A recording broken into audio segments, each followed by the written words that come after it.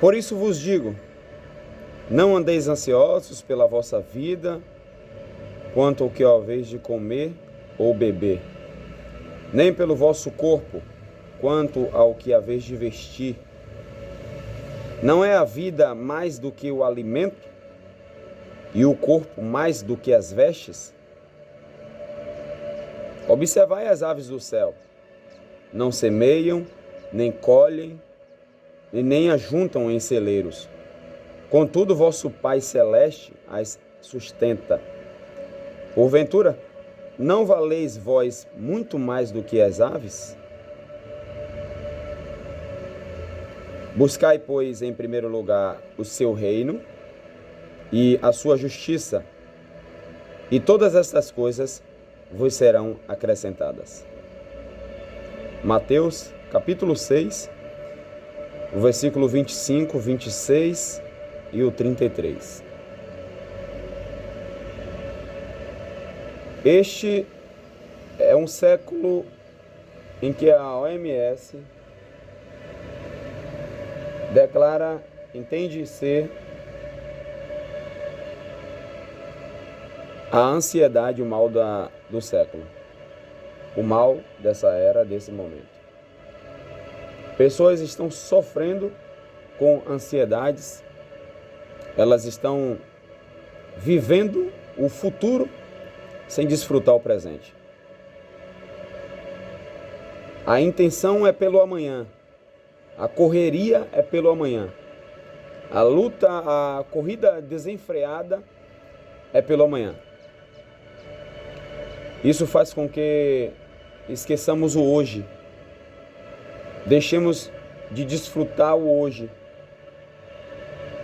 Pessoas esquecem de criar os filhos, esquecem de cultivar o casamento,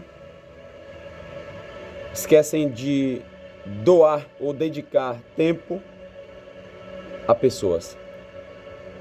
E isso faz com que pessoas e pessoas se tornem carentes,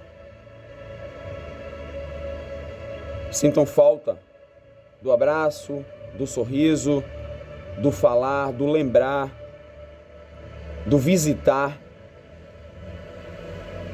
A era hoje é tecnológica. A era hoje, melhor, é virtual. As pessoas estão focadas no que vai lhe atrair recursos financeiros. Esse é o pensamento primordial. Mas como diz a palavra, não andeis ansiosos pela vossa vida, quanto ao que haveis de comer ou beber, nem pelo vosso corpo, quanto ao que haveis de vestir. Ou seja, Jesus Cristo, aqui ele está dizendo que nós não devemos andar ansiosos ou preocupados com as coisas básicas dessa vida, que é comer, beber e vestir. Preocupação, na etimologia da palavra, significa estar ocupado antes do fato. Pré-ocupado. Ocupado antes. E muitas pessoas estão sofrendo, estão se lamentando, estão vivendo desesperadas para poder construir o amanhã, sem nem saber se irá viver o amanhã, sem nem saber se irá ter condições de amanhã acordar. Porque não temos o controle do tempo, ele não está em nossas mãos. Não temos o domínio do tempo e não sabemos o que irá acontecer amanhã. Jesus também disse: observai as aves do céu, não semeiam, nem colhem, nem ajuntam em celeiros, contudo, vosso Pai Celeste as sustenta. Porventura, não valeis vós muito mais do que as aves? O que Cristo está dizendo aqui é que se eu cuido das aves, se eu dou atenção às aves, se eu proporciono alimento para as aves, o sustento para as aves, eu não providenciaria para você, ser humano, minha criação também. Porém, criação essa que é a coroa de tudo que Deus fez. Ele disse: façamos o homem a nossa imagem e a nossa semelhança. Ele não disse isso quando criou as aves, os animais em geral, as plantas, as árvores. Ele não disse isso.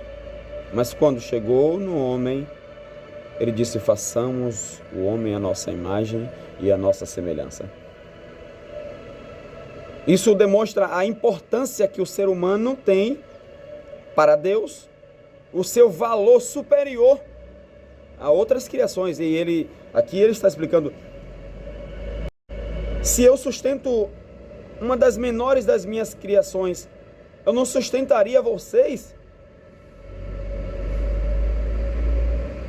Que fiz com essa dedicação especial? Versículo 33, novamente.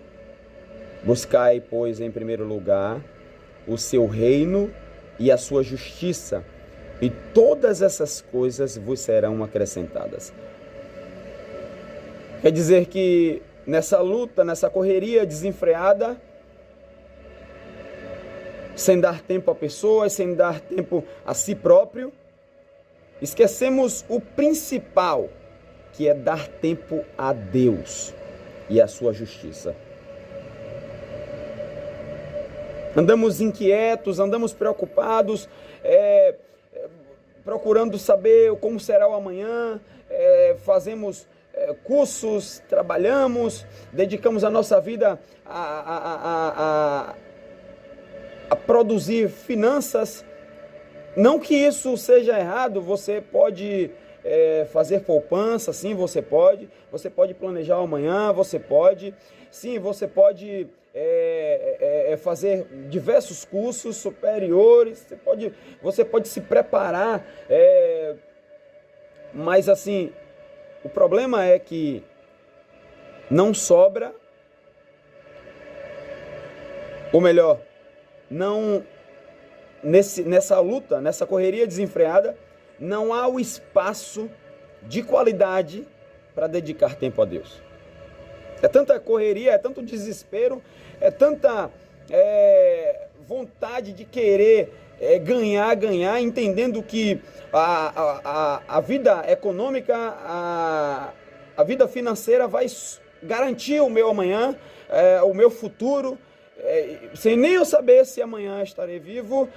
Claro que eu preciso trabalhar, preciso preparar, preciso planejar o meu futuro, sim, mas que isso não tire o tempo de qualidade que eu possa dedicar a Deus. O problema é esse, o problema é que nessa luta, nessa correria, nessa sede em querer ganhar,